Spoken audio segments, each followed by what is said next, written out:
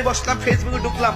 Chairman সাহেব আজকে আসার সময় দেখলাম একটা ছেলে এইভাবে একটা বস্তা দিল, আরেকটা বস্তা দিল, আরেকটা বস্তা দিল, বস্তা দিয়ে এইভাবে দাঁড়াইছে, দাঁড়াইয়া গলার মধ্যে রশিটা লাগাইয়া লাঠি মেরে বস্তাটা ফালাই দিছে। ফালাই দেওয়ার পরে এমনে জ্বলছে। জ্বলার পরে যখন দেখছে যার পারতেছে না, হঠাৎ করে পাও গেল উপর দিছে, লাগাল পায় না। হাত দিয়ে ধরতে গেছে, লাগাল পায় না।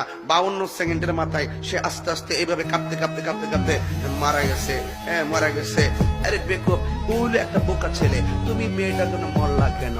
তুমি মেয়েটার বিয়ে যদি অন্য কোথাও হয়ে যায়, তুমি মনে করবা তোমার মালিক ওই মেয়েটাকে তোমার কপালে লিখে রাখে নাই।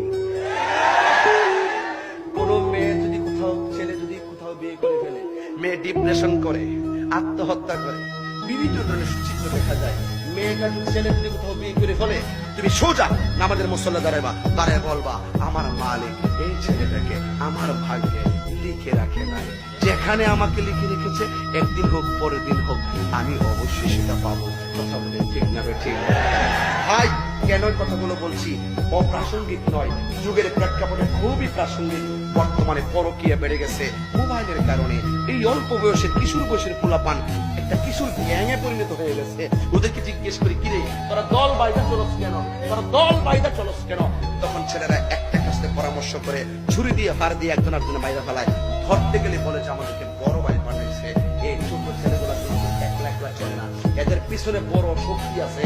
এদেরকে ধরতে হবে, এদের মাধ্যমে বড় শয়তানটিরও ধরতে হবে। কথা বলেন ঠিক না ঠিক?